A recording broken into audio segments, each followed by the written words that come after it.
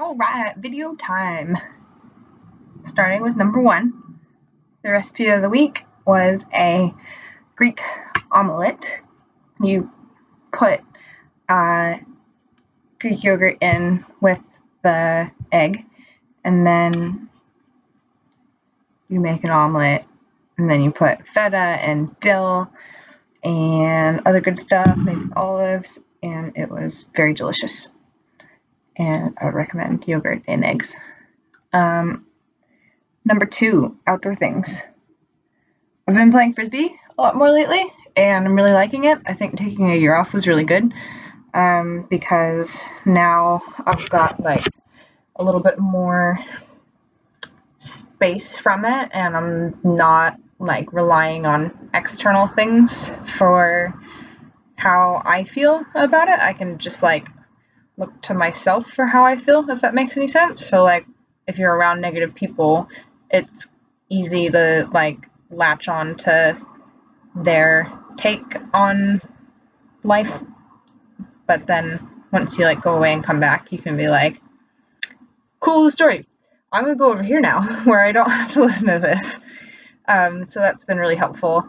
I feel more like balanced having taken some time off.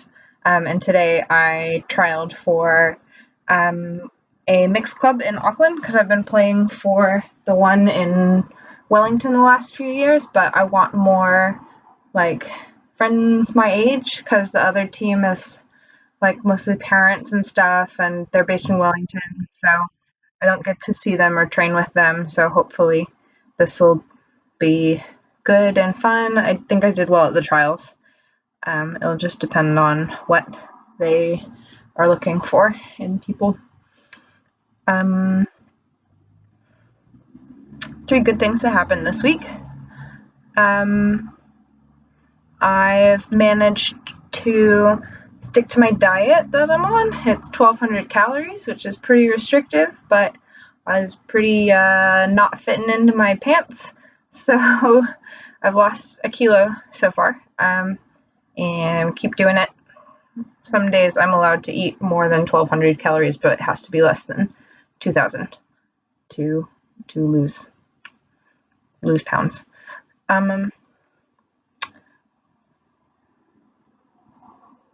don't know if this falls under the category of eventful stuff or things that are good. It was a good event. I went for a walk, and I avoided the trail in the forest near my house because it had just rained, so it was super muddy. And I was like, man, I really want some moss to put on my plants. And then I looked down on the sidewalk, and the moss was right there. And you saw a picture of the moss, and the moss is great. And it's going to go on all my plants now. And I found it, and it was free, because sometimes you have to pay for plants. And I didn't this time. I'm going to introduce you to all of my different plants. So we've got this leafy thing. I don't know what it's called, but it looks nice. And there's an aloe plant and a money tree and this like jelly bean plant that's been crawling lately. I thought I killed it, but I didn't. I did kill the plant that used to live in this one. It was a string of pearls, and I gave it mold. It is now dead. There's just normal desk succulents. And then this is my current favorite, a hen and chicken fern. It's really like lovely and delicate and beautiful. And here's my bromeliads. This one is like trying to escape, I think. I don't know what he's doing over here. There's a lot going on. And then I have one little baby cactus right there. It used to be round, but then it grew this like extra extrusion area. And then this one. I almost killed it, but then I didn't kill it. And it's here and it's alive, and I like how it kind of looks like a pineapple in the big vase. And I got some poppies from the plant store, but I may have, I don't know, planted them in something too small or like haven't figured out how much light they want, so they're looking kind of average at the moment. I'll point you towards the food.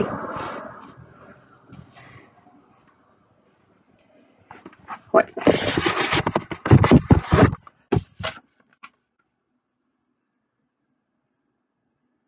Ooh, I'm going to skip hot take and come back to that. Oh yeah, my other good thing. People at work are starting to notice me more and more for really good things. So this week I got noticed by one of the deans for like really owning up to my fuck up. She put a new kid in one of my classes and I didn't have any like notice. Like I didn't know what the kid's deal was. I didn't know what his name was. And so I sent off this email of like, the new student showed up in my class and I don't know anything about him, like what's going on, blah, blah, blah. And then it turned out that she had sent me that email a week ago and I didn't read it. So that was, I fucked up. And so I like went and apologized to her. I was like, I'm really sorry, I was having a bad day and I took it out on you and it's not fair and I should have read my emails because you sent me more than enough information already and here's some chocolate. And she was like, oh my gosh, thank you so much for apologizing. No one ever like apologizes to me when they're rude about me moving classes. So that was good. And then I was in a core class meeting, so like math, science, social studies, English all get together and talk about like the year nines or whatever. And we have a senior support person. So the lady who was in there with us is like the like backup dean type person, but she's not like attached to a year level group. She just like helps everyone out because there's so much stuff going on. So she was in the meeting and she was kind of like taking a backseat role to see what the teachers would do. And all the other teachers were like off topic and just gossiping and like not talking about teaching better, which is the point of the meeting in the first place. So I kept on like redirecting the meeting, like, oh, you know, a strategy that I found that works with this kid is blah, blah, blah. Or like, yeah, I'm having that same problem too. Does anyone else have like solutions that would work in this situation? Like just trying to like make it positive and constructive. And then we got to the data part of the meeting, which was the whole point of the meeting where you had to like cross-reference your data on the students to see if any trends were emerging about them. And no one else prepared the data. Like they didn't even know that there was meant to be data at the meeting, which means they didn't read the email about the meeting and didn't prepare at all and just came in to like spin a yarn, which is obnoxious because I don't need to listen to you complain. Like that's not helping me do my job better. It's a waste of time. Like I could be marking, I could be planning, but I'm just like stuck in this room listening to you whinge without the ability to butt in. And so it was just like really annoying. In the last 5 minutes, I was like, all right, guys, there's 5 minutes left of the meeting. Let's get to the actual agenda. What kind of trends were you looking for in your data? And they're like, nothing. And so they started to complain about not knowing what to do for the meeting. And I was like, okay, so this is the data that I have. And these are the results that I have. And like, I think this is going on with these students. Does anyone else like have like supporting or disproving evidence about that? And they were like, oh, well, you know, she's like been in a mood lately. I'd be like, yeah, but what about pedagogical strategies? Like, what can we do as teachers? Oh, you know, it's just so hard when she's feeling cranky. I'm like, yeah, she's 14 years old. She's a 14-year-old girl, a teenager. Like, that's what they are. They're all like that. You have to get over it and get over yourself and like actually do some work and put some thought into why the child is misbehaving, like what's the function of their behavior, what are you going to try to do to fix it? And it's just like I was losing my mind because everyone was being an idiot. And so I kept on trying to like redirect, like talk about the agenda items even if they didn't have any data, and like get people back on track. And she was just kind of the boss lady was kind of like sitting there in the background just like watching it all happen. And as I walked out of the room, she like pulled me aside and was like, "Good job running that meeting. Everyone's useless, and you were prepared, and thanks." And I noticed, and I was like, "Yes." And then this is kind of my eventful item as well. I was on front gate duty during lunchtime the other day, and there was a girl like beelining out of school, and they're like allowed to leave for doctor's appointments and stuff, but they have to have a little blue piece of paper. So I was like going after her to check for her blue note, and she was like not making eye contact, not slowing down, just like out of campus. And so I followed her and I was like walking with her and kind of like lightly harassing her, like, "Where we going? Going to your house? We're gonna hang out, play video games? What's the deal? What's going on? You're gonna have some snacks." I like carrots and carrot sticks, just being like really, really annoying to make her talk to me. And then she was like, "I'm leaving. You need to leave me alone. You need to go away." I was like, "I am not legally allowed to do that. It is my job to keep you here." And she was like, "I just don't want to be here anymore." And like, at first I thought she was talking about like being fed up with high school and stuff, but it turns out it was like suicidal thoughts, and she was like gonna go home and do something, which was really scary.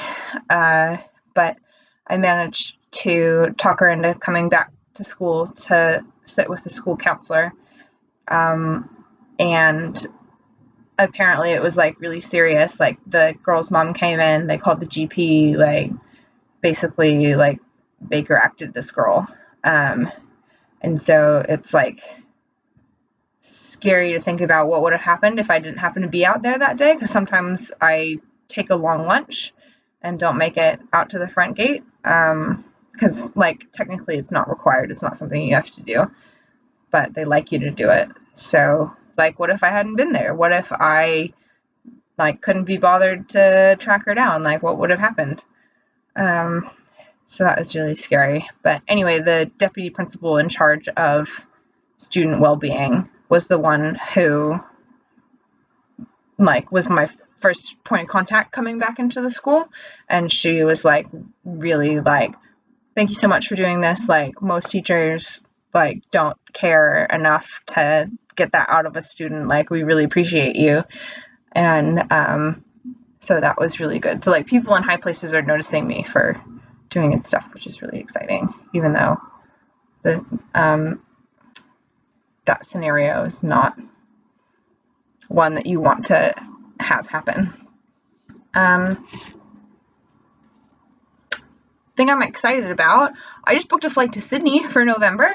Me and my flatmates are gonna go for a long weekend and just like have a fun time, because there was a sale on ticket, because I wasn't sure if I wanted to go, but then there was a sale on tickets, so I just like clicked and paid for it, and I did it, and now I'm going, so that's gonna be fun.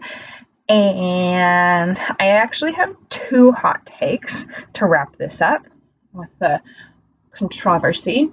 I don't know of any ugly athletes.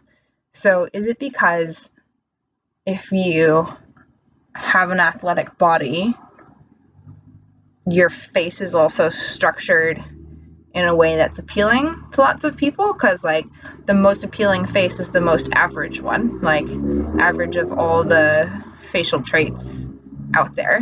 And so like wouldn't a body capable of athleticism be the most average as well? Or is it because people are naturally attracted to humans who are fit because that's good for your tribe? And so like if they like stopped hitting the gym and got like real fat or real scrawny, would they no longer look attractive because evolution wants us to get a good like tribe mate? So that's hot take number one. Hot take number two. Okay, this one I'm really excited about. There are mostly Disney princess movies, but not Disney prince movies. And I think the reason why is because all of the princess stories seem to be written by women who are trying to convey a social message to young girls that they can't say outright. So it has to be veiled. under the guise of a Disney princess movie, and because it's princesses and like they're pretty and happy and like have all the things that they need, then you can sell it as like, look, this is a happy time movie, when actually they're looking at so like Beauty and the Beast, like how to recognize an abusive relationship, the kind of things that an abuser would say to you. Snow White, why you shouldn't be trusting of people. You need to like make sure you know of them or where they're from. You just can't take things from strangers. Sleeping Beauty, there's always going to be someone that's jealous of you, and you have to find a way to rise above while still like being careful and taking care of yourself. Pocahontas, don't trust men with connections. What else? I had like 5 more. The Little Mermaid. You have to appreciate where you came from and value your family. You can't just go running off with some man. Princess and the Frog, you have to provide for yourself. You can't rely on another person for your income. What other princesses are there? I can't think of any, but send me your princess movies and I'll tell you the thinly veiled social message to young girls. Happy to accept rebuttals,